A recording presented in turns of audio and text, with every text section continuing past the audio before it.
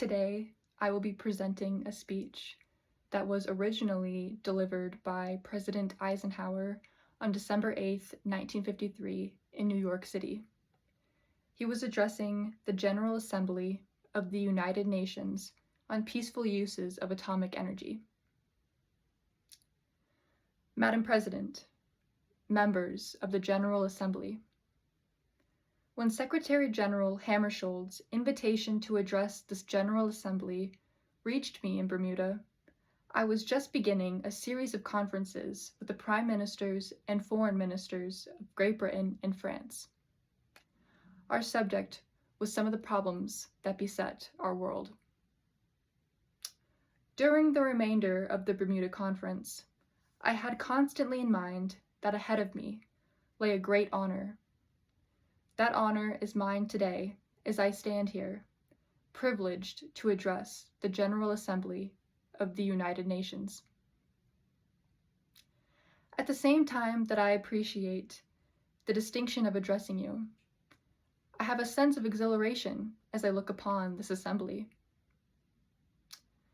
Never before in history has so much hope for so many people been gathered together in a single organization.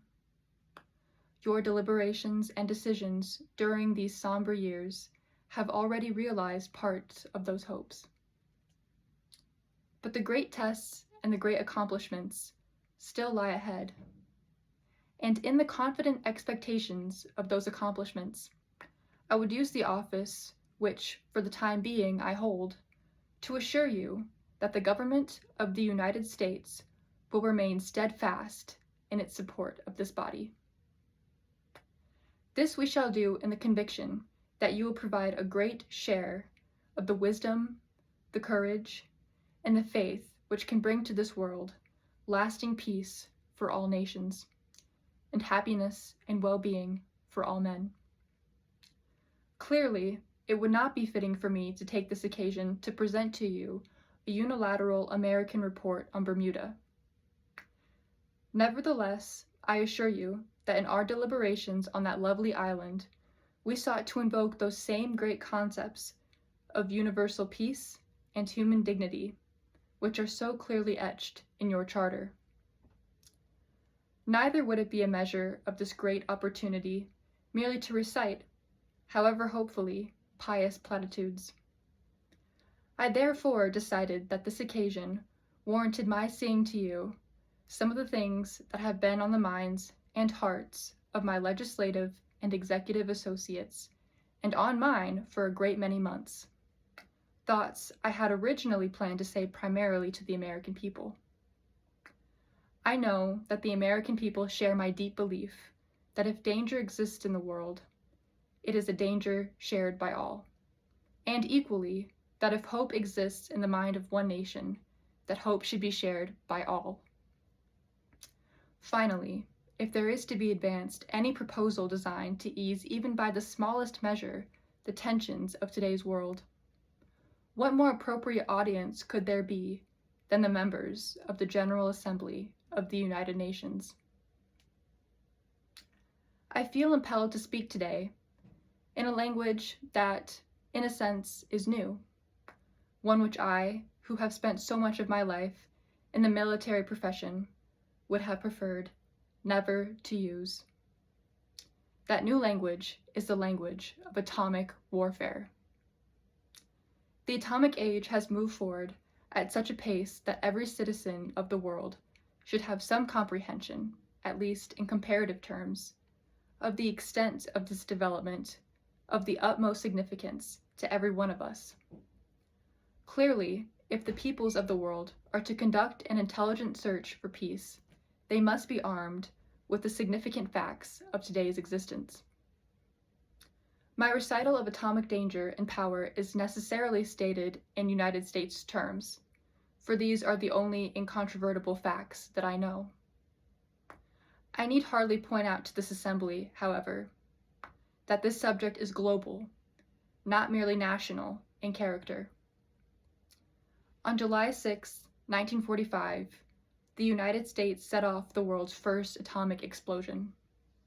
Since that date in 1945, the United States of America has conducted 42 test explosions. Atomic bombs today are more than 25 times as powerful as the weapons with which the atomic age dawned, while hydrogen weapons are in the ranges of millions of tons of TNT equivalent. Today, the United States' stockpile of atomic weapons, which, of course, increases daily, exceeds by many times the explosive equivalent of the total of all bombs and all shells that came from every plane and every gun and every theater of war in all the years of World War II. A single air group, whether afloat or land-based, can now deliver to any reachable target a destructive cargo exceeding in power all the bombs that fell on Britain and all the world in World War II. In size and variety, the development of atomic weapons has been no less remarkable. This development has been such that atomic weapons have virtually achieved conventional status within our armed forces. In the United States, the Army, the Navy, the Air Force, and the Marine Corps are all capable of putting this weapon to military use. But the dread secret and the fearful engines of atomic might are not ours alone. In the first place, the secret is possessed by our friends and allies, Great Britain and Canada, whose scientific genius made a tremendous contribution to our original discoveries and the designs of atomic bombs. The secret is also known by the Soviet Union. The Soviet Union has informed us that, over recent years, it has devoted extensive resources to atomic weapons. During this period, the Soviet Union has exploded a series of atomic devices, including at least one involving thermonuclear reactions. If at one time the United States possessed what might have been called a monopoly on atomic power, that monopoly ceased to exist several years ago. Therefore, although our earlier start has permitted us to accumulate what is today a great quantitative advantage, the atomic realities of today comprehend two facts of even greater significance. First, the knowledge now possessed by several nations will eventually be shared by others, possibly all others. Second, even a vast superiority in numbers of weapons and a consequent capability of devastating retaliation is no preventative of itself against the fearful material damage and toll of human lives that would be inflicted by surprise aggression. That is just a small part of his whole speech. Thank you.